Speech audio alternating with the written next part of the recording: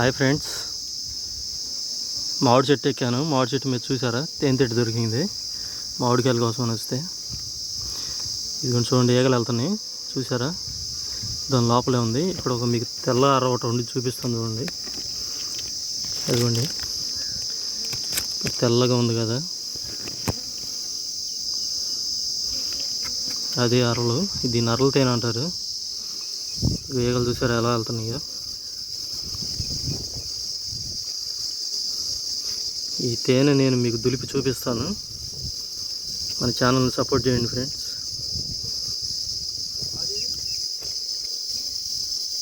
లోపల ఈగలు ఎగండి.